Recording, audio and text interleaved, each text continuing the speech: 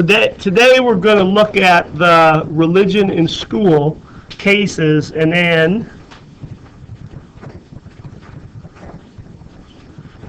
get this started. And then we're going to take just a few notes on the free exercise clause, because the free exercise clause, the free exercise clause is the second part of freedom of religion, which is easier to teach. Because it's not as, I wouldn't say it's not as controversial, there's not as many cases, it's just easier to get across. Okay, so far we've looked at the separation of church and state when it comes to, what's being put on Capitol grounds, or what's being put in, courthouses and things like that. And hopefully by looking at all those cases yesterday, and looking at the Anderson case and so on, that you have a better idea of what is the separation of church and state. Well, we got to look at schools here a little bit. What is the difference between a public school and a private school? Now, I think in some classes, you got to bear with me, I got 5 different government classes, so I don't always remember which class we had these discussions. But in some classes, we've already talked about that private schools are not government.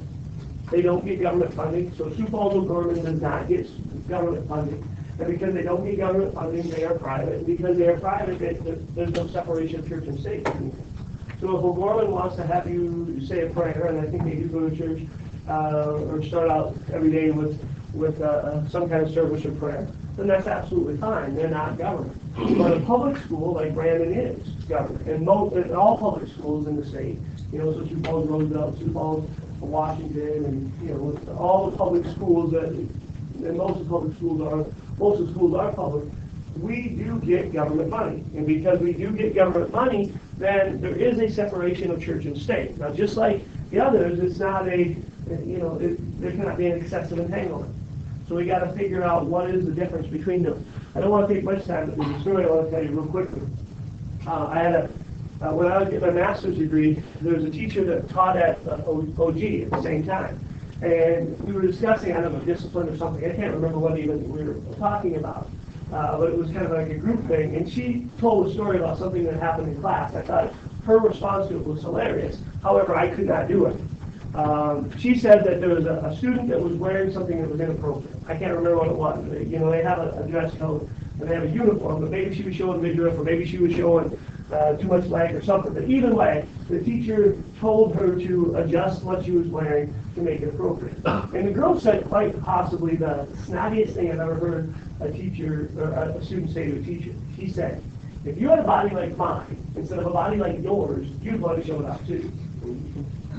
Okay, which I think is, are really people this vain that they think that much of themselves? But obviously there must be some.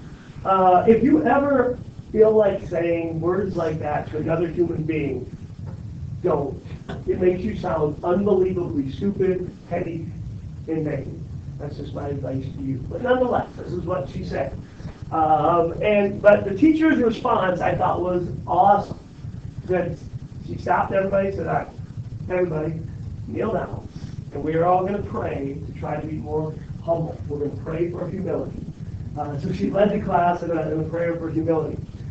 If you would say that to me in a public school, I don't know what I'd say. If you said, look at me, instead of like you, I'd probably laugh. I don't know what are you going to do. But I know what I can't do is I can't force you to pray. I can't pray for humility.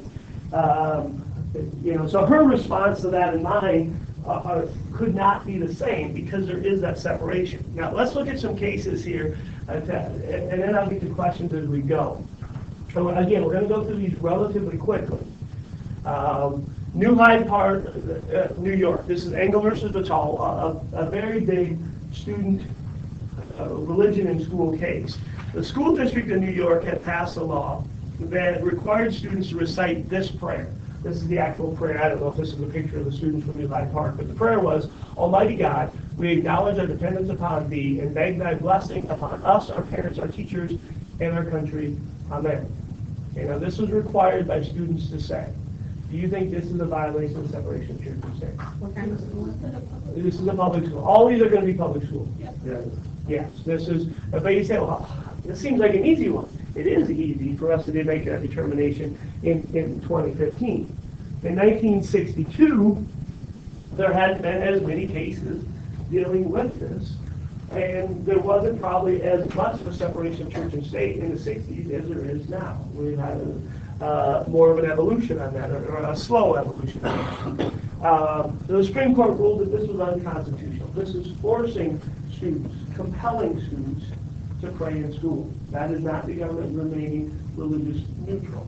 Okay, so this is a violation of the separation of church and state. The more recent case, B versus Wiseman. This was, I think, in New York, but I better look at my. I don't have the state down, but a Jewish rabbi was asked to give a graduation of prayer at baccalaureate, which is not uncommon. Okay, baccalaureate is the religious aspect of graduation. So I can tell you what baccalaureate was when I graduated from high school. When I graduated from high school, graduation was, I don't know, you came in like you do with all the songs, you sat down, I suppose there was some singing, and somewhere along the way we had a baccalaureate service, which was one of the four pastors from our town gave a religious address. He stood up, he gave kind of a religious address. Think of it as almost kind of like a sermon at church, and then everyone bowed their head and prayed. And then we moved on and went through the rest of graduation. Hey, go up and get your things, show your hat, music as you go out, whoop, whoop, and then we graduate. Okay, all those things. That's how it was when I graduated from high school in Bristol, South Dakota. Okay, that was in 1988. Now that was before this particular case. Baccalaureate is a religious aspect of graduation. Is it constitutional or not? You're not forced to, though. I was. We're not here. I was in 88. I mean, I didn't have a choice. So why does that matter? Tyler? What do you mean? Why does it matter if you're forced to go or not? Because if you're forced to go, then it's kind of forcing a religion upon you, but if you're not, then you're forced to go. Okay. So when I graduated in 88, there was no difference between graduation and baccalaureate. It was one thing. You couldn't come to part and leave. It's not like kind of like class today. You can't you know what? I just want to be here for discussion on the election, but I don't want to be here for notes. So I'm going to leave when you give notes, and then I'll come back later. That's not an option. Okay, in 88, that wasn't an option that I had either. Was it Springer or Amber's hand up? I'm sorry. Did your hand up? In this particular case, the Supreme Court said, even though, let me point out another thing. Graduation is not a requirement. You don't have to go to graduation to graduate from high school. If you get your degree, you have graduated. The ceremony is not a requirement that you have to graduate from high school. You can skip graduation if you want. And that was one argument that was saying this, hey, you don't have to go to graduation. But the Supreme Court ruled in this case was that it may not be a requirement you go to graduation. However, students should be able to. They put that effort in, they put that work in, they should be able to go to that.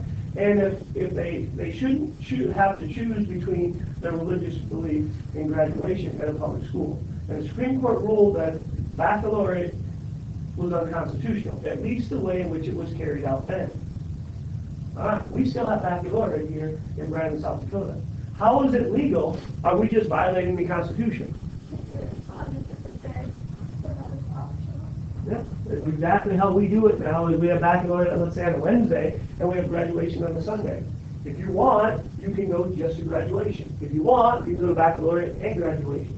But because now it is completely voluntary, it's not part of one service, it's not a violation of separation of church and state. When it was all part of one ceremony, then the Supreme Court ruled in this case it was a violation. The other school that I've taught at is Hot Springs. When Hot Springs had graduation, they had baccalaureate at, let's say, 1 o'clock, 1 to 1:30. And then from 1:30 to 2, they had nothing. And then 2 was the regular graduation. So students could come at 1 o'clock, go through baccalaureate and all the way to graduation. Or they could wait, show up at 1:30, and then just go to graduation. They had a half-hour separation, it was kind of like an intermission kind of thing. And then they did the other. Again, that made it voluntary. Okay, so I think if you look at those two things together, forced prayer in school is a violation of separation of church and state. Voluntary prayer in school is not necessarily. Now, we say not necessarily, there's some other cases that we should probably look at.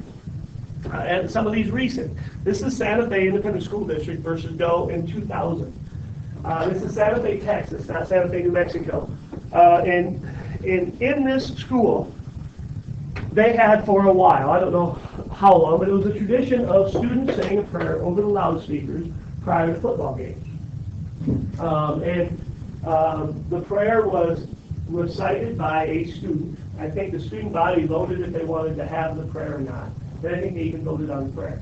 And then, when we do the Star Spangled Banner, either before or after, they did whatever prayer that they were going to do over the loudspeaker.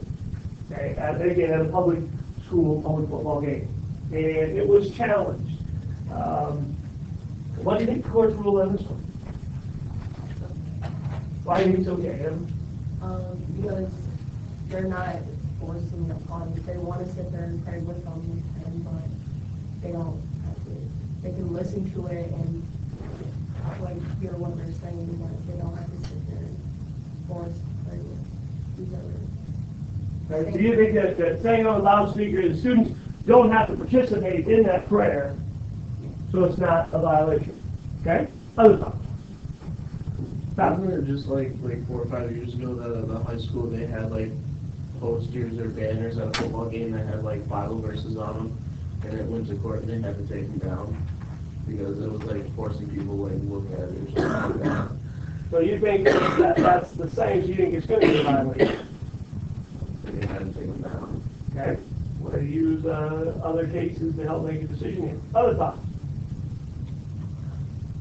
You have to go to a football game. Now, a little bit different on this case than the Vitale case. Engel versus Vitale is you have to go to school, right? That's compulsory. You don't have a choice. So when those students were forced to say a prayer, like if I would say, all right, we're going to say a prayer right now, you don't have a choice if you're in school or not. There is one difference is when it goes to football games, you don't have to go to a football game. But you didn't have to go to graduation either, right? So, and if you are in school, do you have the right to go to that football game? And my guess is if you're a student who is participating, maybe the band or a cheerleader, obviously a football player, whatever, you probably can't say, I'm just going to show up when game time because I don't want to be part of this prayer. What the Supreme Court ruled on this one, this was a violation of the separation of church and state. They said that using school loudspeakers at a school-sponsored event on school property under the supervision and faculty of the school. I mean, the school provides all this stuff for a school event. They pay for the officials, they pay for the upkeep of the field, for the lighting, for the supervision. It's a school-sponsored event. They said that saying a prayer over the loudspeaker explicitly and implicitly encourages public prayer. Explicitly and implicitly encourages public prayer. And they said that's a violation of the separation of church and state. Okay? So they struck down this, so they can't read the prayer over the loudspeakers anymore. Now, does that mean, we have a number of football players in here and other people in other sports. But does that mean, Riley, you can't pray before the game? Riley has the right to pray before the game if he wants. Okay, does that mean the team can't pray before the game? It doesn't mean it at all. The team can pray before the game if they want to. And I don't know if they do. Do they, Riley? I know when I coach girls basketball, the girls basketball always pray before the game. Okay, do you have the right to do that? Absolutely, you have the right to do that. What it does do is it takes away forced prayer. If football is going to pray, and Riley decides, I don't want to be part of this, he doesn't have to be part of it. That's his choice. It gives him choice. If I'm coaching basketball and I say, get over here, we're all going to say a prayer, that's a violation of separation of church and state. Especially if you feel like, hey, if I don't participate, am I not going to get any playing time? You know what I mean? So when a coach is requiring a prayer, and there's been a number of cases on this, or the school is putting the prayer over the loudspeaker, that's a little bit different. Voluntary prayer is absolutely your right. And if it's organized, especially if it's organized by players, that's completely fine. It happens all the time. Okay. Prayer has not been taken out of public schools. Forced prayer has been taken out of public schools. And there's a big difference between that. Let's look at another case. Kentucky law. This was a Kentucky law that required the posting of a copy of the Ten Commandments. Hold on. And she sneezed, and I just said, bless you. And I'm a school official. Is that a violation of separation of church and state? Why not? Maybe. It's probably not an excessive entanglement, would you think? Like in God we trust on money is not an excessive entanglement. It certainly may be, especially if I would have said God bless you rather than just bless you. But nonetheless, I don't think it's an excessive entanglement in government religion. Thanks for sneezing, by the way. Gives us a chance to talk about that. Kentucky law required the posting of the copy of the Ten Commandments. Now, these were purchased by outside citizens, so it wasn't taxpayers' money that went into the cost of purchasing the Ten Commandments. But the Ten Commandments were required to be on the wall of every classroom. Now, I couldn't find a picture of this, but I found a picture of a classroom sign of it. It could be the Ten Commandments, so that's the best I could do. However, as you look at this, I'm not sure she's completely closed, so stop looking, please. I think she is, but maybe not looking a lot closer than you used to. Look down, please. What? It's art, so art's okay. What do you think? Putting up a poster up, is that a violation of the separation of church and state? Of the Ten Commandments? Correct. But it's different than the prayer. It's different like the colleague case said, hey, everyone needs to say this prayer every day. This one is, it's just up there. I mean, I got all kinds of stuff on the walls. How many of you, I get those posters up at 3 political parties. How many of you read those out so far? Does that influence any of you? So you've seen these. Yeah, and Has it changed your mind? Like, how many of you, Astros lost again last night, by the way? How many of you have now become Astros fans because I have a Houston Astros thing up here? Thank you. That's good. So it is an influence. We had some people have made improvements. So I think it would be more like the one where they put up courthouse, if they're both public buildings. Good job of using other cases to make a decision. The Supreme Court ruled on this one that this was a violation of the separation of church and state. That requiring the Ten Commandments to be put on the wall was a violation. Okay. And again, I think we're getting to it. If it is the school doing it, school making you say a prayer, school putting up the Ten Commandments, but by law, then it's a violation of the Constitutional, the First Amendment of the Constitution. If it is student choice, then that makes it a whole lot different. Whole lot different. And let's look at a case. This is Richie Bergens. This is 1990. Richie Bergens was in Omaha, Nebraska. She wanted to create an after-school, I think some kind of Bible club. I can't remember what it was called. I don't think I even put it up here. I may have wrote it in my notes. But it was an after-school Bible study class. And she went to the school and said, hey, can I use a room after school for this class? And the school said, no, you cannot. Nothing against you, Bridget, but the whole separation church and state thing, we can't allow you to do this. So Bridget sued, and it went to the U.S. Supreme Court. And the U.S. Supreme Court ruled that, what do you think? She was allowed to, Why? because separation of church and state, no one's being forced to go to that event or like the Bible study, and it's just a group after school that people could go to if they wanted to. Very good. You're right on almost, you left out one important thing, but you were right. No one's being forced to it. It's after school. It's completely voluntary. It's student-led. That's a key component too. Very good too. Also, the other part of it was the court ruled that she should have the right to do this because the school allows other groups to use that school. It had, I think, a chess club. It had, I don't know. Other different groups, outside organizations, use the school outside of school time. And if they would say, well, those other outside groups can, but you cannot because of religion, then isn't that discriminating against the religion? Remember we looked at the case yesterday about the KKK, it's a vignette case, or I don't think I'm pronouncing that right, but it said if you allow one group, you got to allow all groups, or you can't allow anybody. You don't get to pick and choose. This is the same concept here. Either allow all groups, outside groups, or none. Now, let's look at Brandon Valley School District. Think of outside groups that use our school. Community education uses our school. The weight room has some classes in there that outside groups use the school for. Okay? Is there any church groups that meet within the school?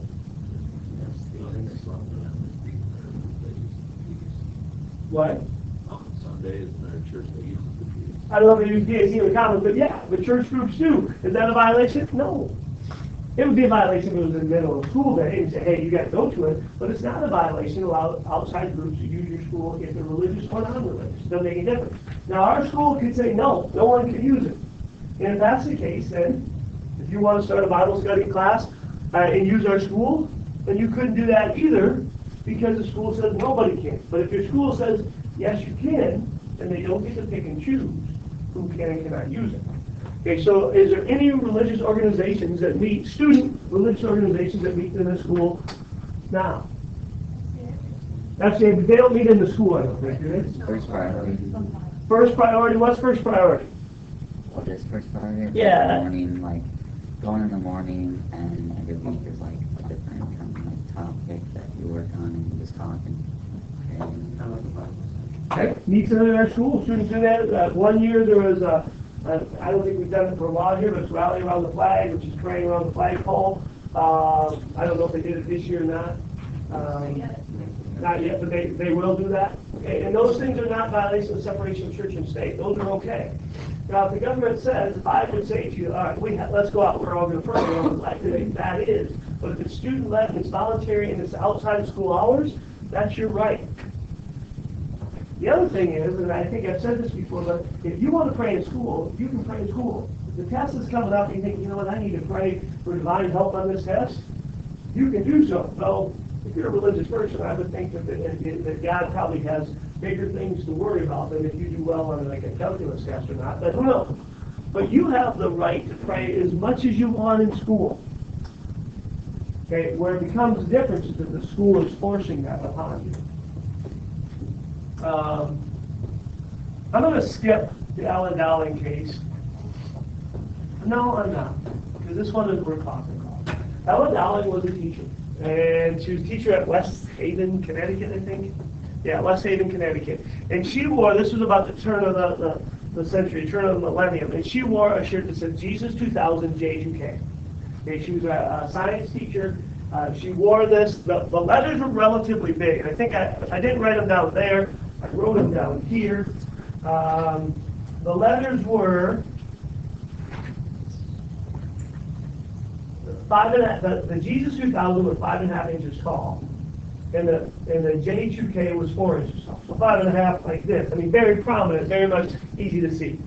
Okay, and she wore this. Her principal realized this, told her that she either had to go home and change clothes or cover it up. And because she was a science teacher, she had lab coats, so she just wore a lab coat that day to cover that up. But then eventually she sued and said, this is a violation of my First Amendment right of freedom of religion. She felt that she should have the right to do this. So we've talked about students before. Like, you can pray if you want, but this is a little bit different. This is a teacher who's wearing this. Sabrina? Well, I mean, technically, don't all teachers have, like, a dress code that they have to follow? Like, you guys have to wear dress clothes. Correct, but I don't know if this was a violation of the dress code on normal, I don't know, maybe they let them wear teachers. I don't know, because it wasn't a dress code violation that got argued before. So you bring up a good point, but that's not why the principal said, hey, change clothes. The reason the principal said change clothes was because the Jesus 2000 on it. So I like how you're thinking, but it doesn't necessarily apply constitutionally to this. In this particular case, the Supreme Court ruled that not only does the Establishment Clause prohibit school-sponsored religious activities, also conduct that suggests the school supports religious ideas or teaching.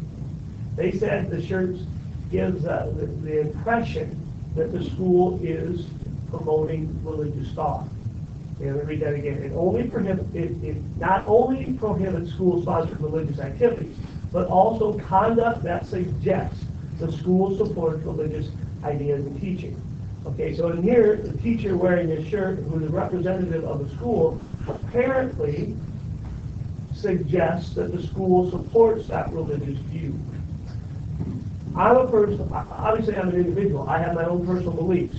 When I'm not teaching, I can express those beliefs all I want. But the truth of the matter is when I'm here in the capacity as a teacher or the capacity as a coach, then I have to abide by the separation of church and state. So what does that mean? Somebody asked a question like, could I have, let's say, a Bible setting up on my desk, or could I have a picture of Jesus here? This is my desk.